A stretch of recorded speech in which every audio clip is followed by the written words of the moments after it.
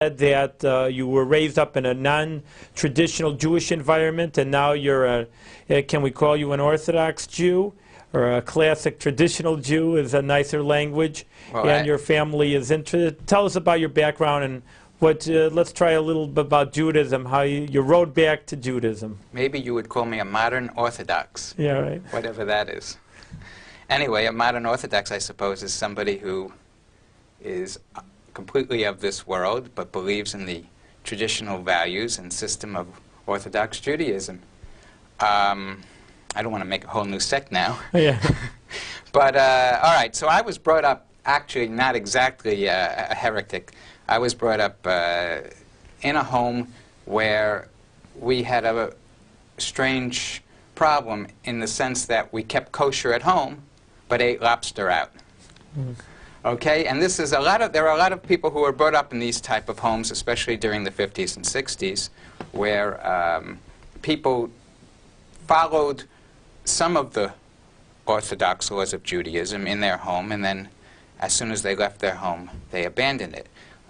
So we had a mixture. We didn't keep the Sabbath, but we kept Passover, and we kept kosher, and we had separate dishes at Passover. So it was a whole mixture of things, and of course, what it did was it eventually confused me, and I never really understood the reasons why I was doing anything, even though I went to Hebrew school after school every day, and I learned what I could there in the short time that the teacher could teach. You know, if you go to school from early in the morning until 3 o'clock and then go to Hebrew school, you can only get a limited amount of education in the afternoon.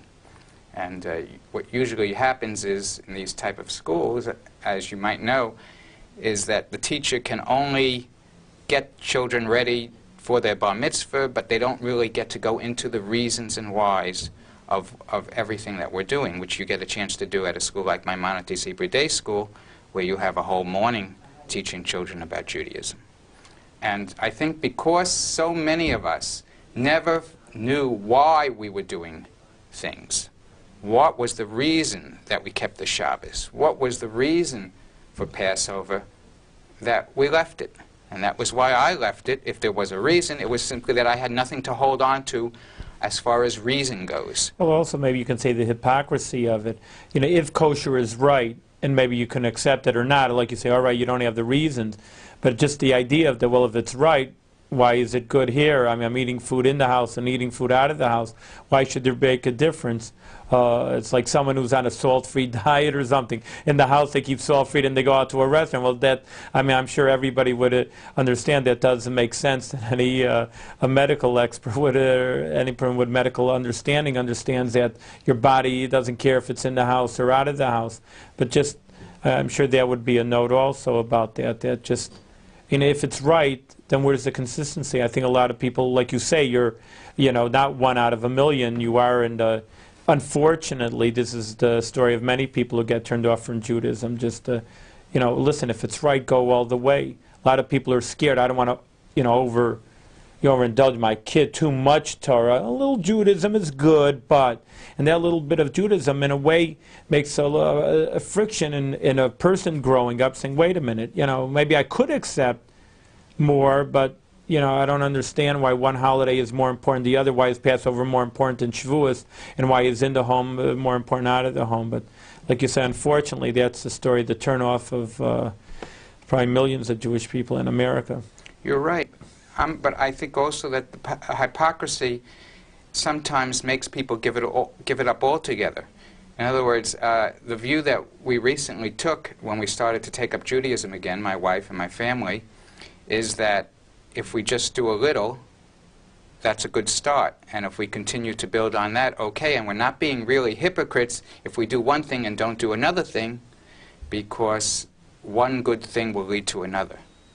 The first book that I really loved and read about Judaism, about when I took it up again, maybe it was about 1.5 years ago, was this book by Dennis Prager and Joseph Telushkin, called The 9 Questions People Ask About Judaism, The Intelligent Skeptic's Guide to Judaism. And how did you get a hold of that book? It's a good question. Yeah. By the way, your Chabad office has this book.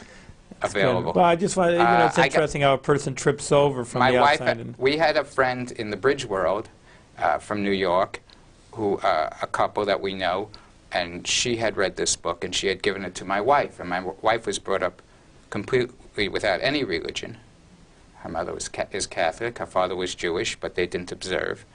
And she converted about a year and a half ago, and we were remarried in the Orthodox style. You were at our wedding. And I'm a witness to it, all right. anyway, this book is about common sense. And that's what I think Judaism is about, and that's what I am really attracted to about Judaism, that it's a religion that most people don't know about. If anybody really knew what Judaism was, I think if we could popularize what Judaism is, everybody would want to be Jewish. Well, I think you're 100% correct on the ball on that. I think you say 90% of our problem is, well, if you want to put a percentage on it, is to remove the misconceptions about Judaism, first of all. I mean, so many people have, like you know, self-knowing. Again, our listeners, I'm sure in the same ballpark, had a minuscule Jewish education. I'm just saying compared to surely their secular education where they went full days to public school, to high school, to college, to past college, postgraduate degrees, and their Judaism is, like you say, a few hours a week, which probably would add up to the time they spend into first and second grade, if you would add up the classroom hours. And then if you tell someone or a college student or anybody, oh, I want to teach about, oh, I know about Judaism, oh, I graduated. They gave me a certificate on the way out of Judaism. So I think that's one of the major problems, that's saying, hey, you don't know that much. And number two, like you're saying, hey, just sit down and learn. It's really it. I mean, I think it sells itself that if people would just see the beauty and the knowledge in Judaism, they would just see that, hey, this is something worth living and worth finding out even more about. But like you say, they've been filled with, Judaism filled with hypocrisy and watered down compromises. And it's just like anything. You take watered down oranges, you can get the best orange juice or beer, whatever drink you want. You water it down too much, and it's going to be totally rejected as bland and not worth having. Well, what attracted me in this book was the idea that the world has both good and evil in it, and that there are two things necessary to fight evil. And one of those things is the belief in God, and another is the belief that God demands ethics in human beings to one another. And that is what I fell in love with, and my wife did too, when we read this book about Judaism, was that the primary demand of God was that we be ethical to one another. I don't know if any other religion has that as the primary demand. I know other religions discuss belief in God being a primary concern. And of course that's a concern. You should believe in God to be Jewish, but even if you don't believe in God, you could just start out by believing that it's a good idea if people believed in God. If you just believed it was good that your neighbor, that you would trust your neighbor more if you knew he believed in God than if he didn't. If you knew that he had somebody to answer to. Another thing is the unfairness of the world. If there is no God, of course, because if there's no life after death, then all good people have the same ending as the bad people. Hitler's victims then would have the same ending as Hitler himself. And we don't want that to be so. And we hope that's not so. And what struck me also in this book was an idea that I don't think most Jewish people realize, is that we believe, the Jewish people in the Torah, in the Bible, believe that there's a life after death. When we were brought up, I don't know where I remember it from, but my recollection is that the belief was that there was no life after death. Do you know where this came from? Yes, surely not a Judaic concept. It's against secular Judaism, that watered down Judaism, that want to just keep some old. That's why I call sometimes the fiddler on the roof Judaism. Tradition. You do it, pass over. That's what your bubby did and your grandmother did, and like you say, the real beauty, the real inner understanding, and not just understanding, well, this is the law, and know a few more laws are not the laws, but just the true meaning of why are we doing these things. What's really the essence of Judaism. It's really, if people surely don't have the right idea, and like I say, I think that's where a lot of misconceptions lie in. Why do you keep Passover? You know, my grandmother told me it's a good thing to do, and that's the deepest understanding of what some people have of anything about Judaism. Still, something is better than nothing, so at least you have that spark to light later on in life. I mean, I'm thankful to my mother and father that I had anything at all, and it was a lot. It was Hebrew school every day. It was going to shul on Shabbos. It was keeping a kosher home. Even that was a lot. And maybe that helped me I'm sure spark myself later on when not only that, when you hear about it, you can equate to it. It's not like you talk about some mitzvahs to some Jewish people. I could be telling them, well, Judaism says to, like Chinese culture, you eat your matzah balls with chopsticks, and it really would have the same effect on them. They're just, you'd say, sit in a sukkah. Comes the holiday of Sukkot, you sit in this hut and you eat. People look at me like I could also say, like you say, eat with chopsticks, and it would be just as close to them. You could eat at a Chinese kosher restaurant. You recommended one in Boca Raton, remember? In Boca Raton, I was just in Boca Raton a while ago, and we had a bridge tournament sponsored by Virginia Slims at the tennis tournament, and I had asked Rabbi Simon, I had asked you for a kosher restaurant in there. You recommended a kosher Chinese restaurant. Well, that's like you say, you can have everything. You can almost have your cake and eat it too. And well, that's like you say, it's an important part of Judaism that, again, it's like you say, I don't know if you have to put a label on a modern Orthodoxy, but I think that is just Judaism. Just like I like rather calling it classic Judaism without making labels or descriptions on it. This is Judaism. Judaism never said, you know, we're not the Eastern religions where you have to sit on a mountaintop and be religious and meditate the whole day. They were always into a culture, that they made strides in culture. On the other hand, they remained their status as a distinct Jewish people. And that's also no one's saying you have to starve to death. And you can keep Chinese food, but keep it kosher. You can have a nice home in the suburbs, or whatever, have you put mezuzahs on the door. So no one's saying to remove yourself from the world. This is what Judaism has to say. If they want to say play bridge, then play bridge.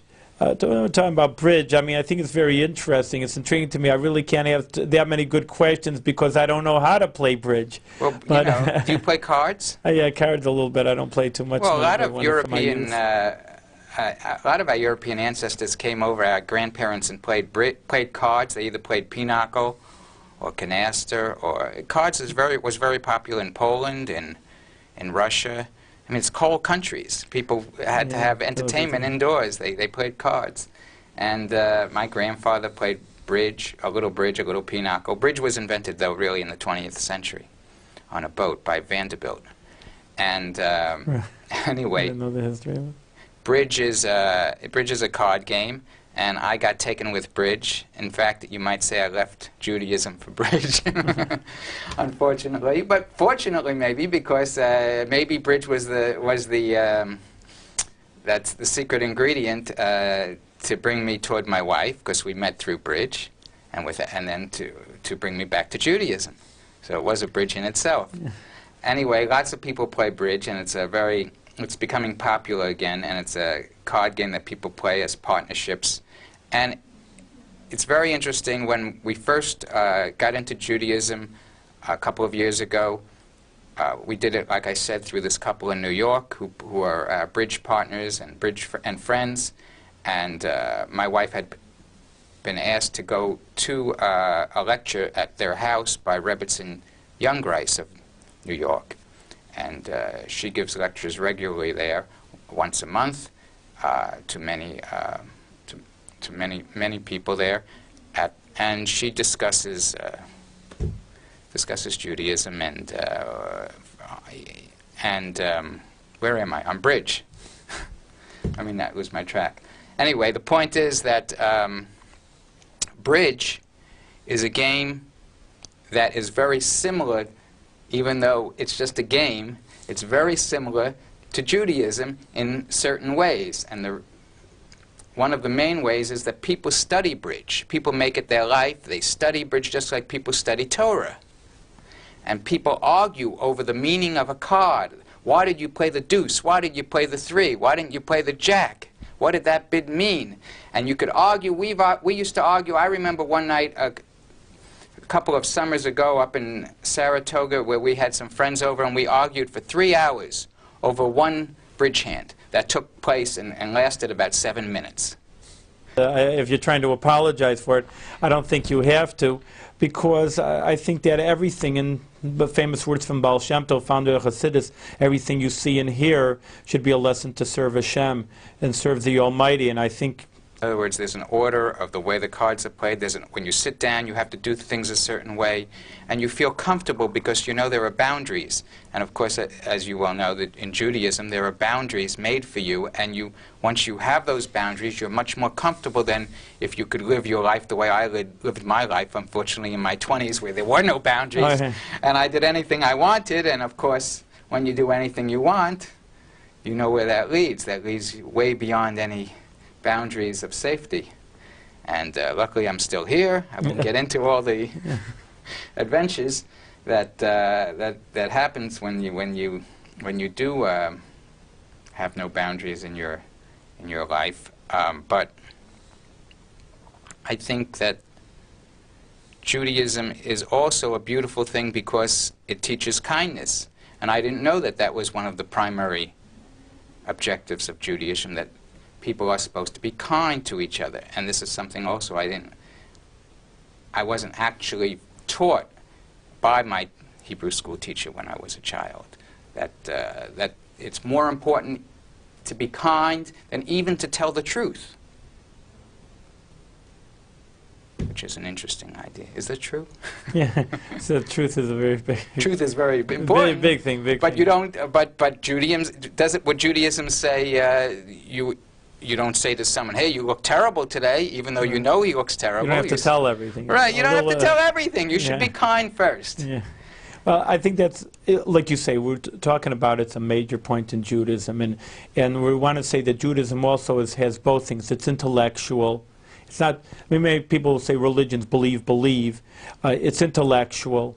It's number 2, it's moral, which of course not every religion definitely has those kind of ideas in it. But I think the integration, and that's why I'm trying to bring out also, and it's why I say I don't like that idea only modern Orthodox because it work in the world, because I just say I think that's classic Judaism, where it can take in all aspects of the human being. It's a perfect, and maybe we can underline this balanced system where, like you say, it's in the world, but not too much into the world. It has boundaries, but it just doesn't choke you off. It has intellect, but it has the emotion, the moral aspect of it. It has the doing. It doesn't have anything hypocrisy. It's just a total balanced person. So you're talking about moderation, the secrets to success, right? Yeah, you shouldn't be extreme in one way or another. No, that's what the Rambam says. I can't take credit for that. That's the Maimonides brings us out that there is a balance in everyday life and moderation. But I just want to bring out to our viewers, of course, is just your first of all, an interesting story. Second of all, a person could be, number 1, an intellectual and come back to Judaism. That a person could find it, on the contrary, not unintellectual, actually more intellectual, to find out what Judaism has to say. So I think, unfortunately, again, many people have the preconceived notion that only people with blind faith that don't understand, or from the Middle Ages, maybe see the Dark Ages, that's how they connotate religion to that idea. Right. Judaism is always challenging God himself. Doesn't Israel mean fight with God? Yeah, well, Jacob had his fight, but so you're always challenging, you're always questioning this or questioning that. It's not a blind faith, even though it's important to have faith. It's good for you to have faith, and there's 2 sides to Judaism, a balance. There's the spiritual and there's the common sense. Common sense is important. I know there's 4 parts of the codes that are in that we have to learn as to being a rabbi. And so one time that they tell the story, the chief rabbi was asking his rabbinical students the test. Oh, you learned it? Oh, yeah. Did you learn the 5th part? They're sitting there, I never heard about there's only 4 parts. What 5th part? And we missed something? Who knows? So they finally said, we don't know. And 5th. So you know what the 5th part is? It's common sense. And a little bit you have to use that also. You can't just know the laws. You have to know how to deal with people and in the right situations. You What have are to the come 4 up with parts? the lesson Orach Chaim is just it means the path of life, literally. It means the everyday life. The holidays are in there. The Shabbos, the Sabbath is part of that. The brachos, the blessings. The next part is Yoredeya. Literally, it means the pot of knowledge. But it means these are the kosher laws. These are major laws of how to make things not. You don't want to make how non-kosher things happen. And then you're talking about Even Ezra, the marriage and the divorce laws, and Choshen Mishpat are the monetary laws. And these are the 4 basic sections that really take in practically the relevancy of everyday life. But like you Plus say, common sense. Plus common sense added into it. So intellectual, a person could be intellectual and could find intellectually challenging Judaism. It's not just blind faith. And number 2, that a person, if we may call you a modern person, and to bridge into the fine arts, a person who is artistic. I mean, again, it may not sound maybe to you personally such a big news, but I know many different people, and I talk to them. There's many books. If we may mention Chaim Potik's My Name is Asher Lev, that try to, and I think in a false sense, I don't bring that book out as a recommended book, as an unrecommended book, because it makes out that a person who is our artist cannot make it into so we say, an Orthodox Jewish framework. He puts them down, that the person is stifled as an artist, and I think it was actually, if I can use the word perversion of the lifestyle. It is a novel. It never was meant to be, in any case, he never said that he went in and said this is a real life story of Judaism. He's just making money on a novel and took an issue and thought it sounded cute. And look, it is fiction. On the other hand, people take it, the trouble is, people read a novel of fiction and they say, well, I guess there's a lot of truth in it. There must be almost nonfiction.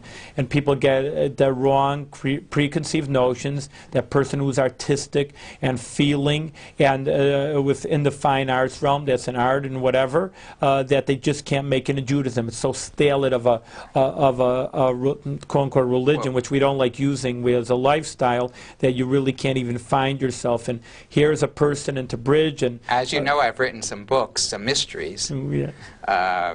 And I also taught theater at Hunter College in New York, so I have some idea of artistry in me. And on the contrary, of course, you could be an artist and you could be religious. It goes hand in hand. In fact, there's a very good comparison that I was talking to a friend of mine the other day, and that is, in the theater world, when you're an actor, you have to get into your role, but you always have an invisible film on stage in front of you. You have to be somewhat aware that there's an audience there.